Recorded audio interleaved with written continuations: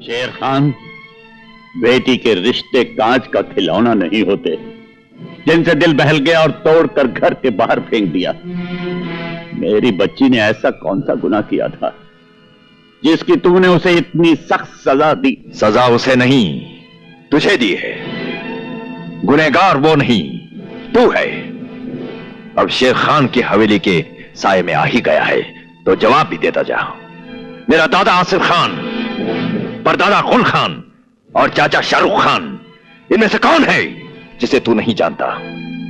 इस खानदान के बेटे की जमानत मांगने की जरूरत कैसे की तूने? बोल। हक मेहर तो हमने अपने रुखसार की हिफाजत के लिए मांगा था, अपने लिए नहीं। समझी साईं, ठंडे दिमाग से अपने दिल पर हाथ रखकर सोच, क्या कोई बाप अपनी औलाद के लिए बुरा सोच सकता है? तेरी सोच में छुपी हुई खोट मैं उसी दिन समझ गया था फतेह खान।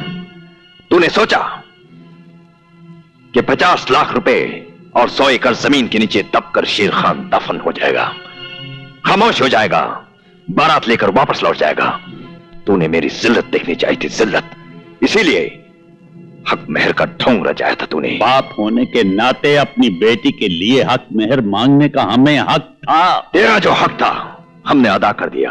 अब जाकर हमारी दी हुई जमीन पर ट्रैक्टर चला, उन नोटों के तकिए बनाकर चैन की नींद सो जा।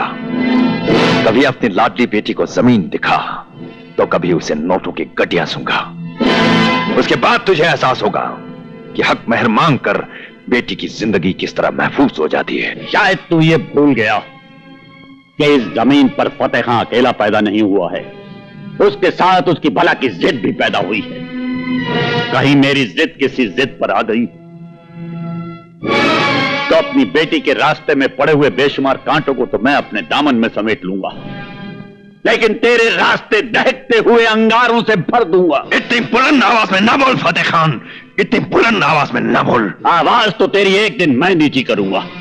शेर की तरह गरजने वाला बिल्ली की जबान बोलेगा। तुझे फतेह खां की दहलीज पर सर झुकाकर, नाक रगड़कर मेरी बेटी फिर से मांगनी पड़ेगी। तेरी बेटी को हमने मांग भी लिया, निकाह भी किया, अपना भी लिया और छोड़ भी दिया।